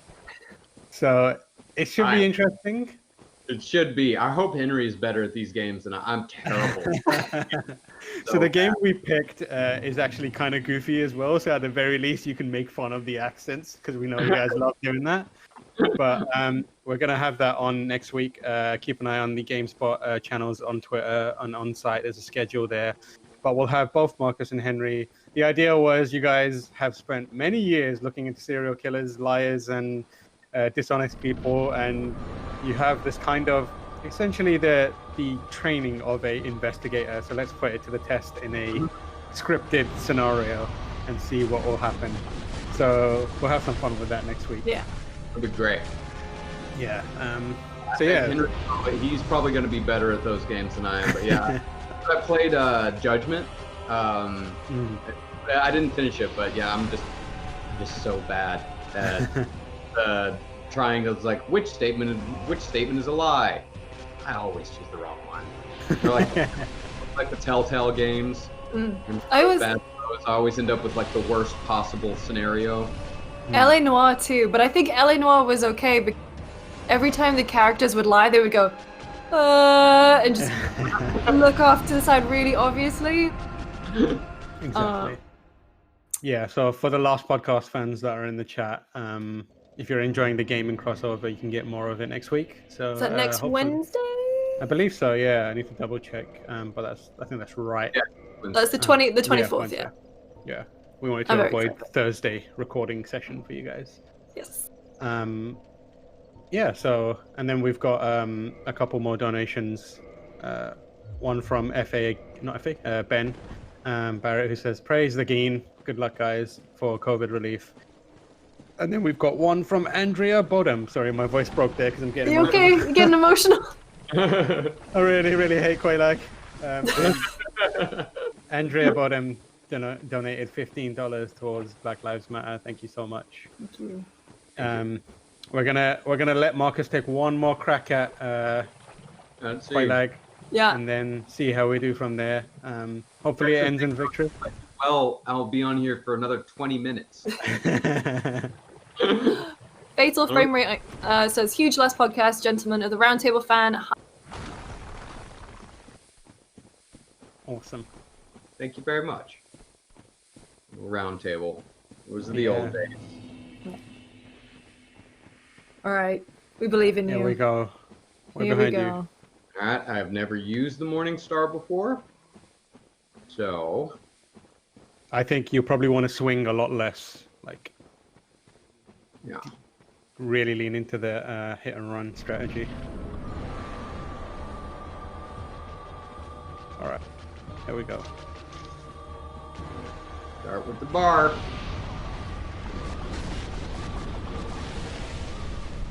Oh no. Oh dear. Oh, She was thinking about it. Oh, that's a great roll. That was a very good dodge. Very good, Rods. Oh wait, this one. Oh, I hate that one.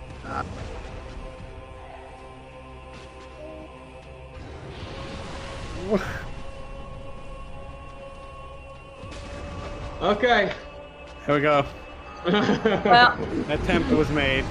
Yeah, attempt was made. Yeah. But regardless, we raised, what was that death count? At 15? 14. 14. Ooh, Oh, bless you. thank you. So that's what, like $70 from us? I'm terrible at maths each. Yeah. Sure. But yeah, and then we'll get ours matched. Obviously, thank you so much for coming on, Marcus. I'll let Lucy carry the stream out, but just wanted to say thank you so much for coming on, and look to see you again next week. Yeah, thank you all so much for having me and for coming out to our show in London. Like way back when. Yeah, y'all been supporters for a very long time, so we very much appreciate it. You know, there's been a lot of people who've been with us for many years now, and yeah, y'all are great. So thanks for sticking with us. For sure, and thank you again from me and from the chat. Thank you for joining us. Where can people find you in the week until you're back on GameSpot? You can find our podcast on Spotify. Just type in Last Podcast on the Left. No Dogs in Space, our music history podcast, is available wherever podcasts are available. Our book, The Last Book on the Left, is available wherever books are sold. We're now in the UK. And we do a Adult Swim stream every Tuesday night from 8 to 9 p.m. We're doing it tonight, where we show YouTube videos and just talk about them. Yeah, it's just a hangout. So it's if you need some company, we're there for you. Yeah, Perfect. And before we head out, just huge shout out to the Last Podcast community that joined us in the chat and have been really nice and welcoming and warm. We expected as much, but it's just been great to see our two communities, the communities we're part of, come together and just be super chill and nice about it. Yeah, that's great. Thanks, and thank you to everybody. Excuse me. Thank you to everybody who donated to the causes. We very much appreciate it. Thank you. Yeah. Awesome. And if you want to join us for some more Play for All streams this week, we have Brianna White, the voice of Aerith from Final Fantasy VII, joining us tomorrow. We've got Jake Baldino from Game Ranks and Joe Zija from Fire Emblem 3 Houses. It's a lot to say in there. This week alone, keep an eye on GameSpot for the full schedule. Marcus will be back with Henry Zabrowski next Wednesday, like we said. Thank you all so much for joining us today. We'll see you next time. Bye. Goodbye, everybody.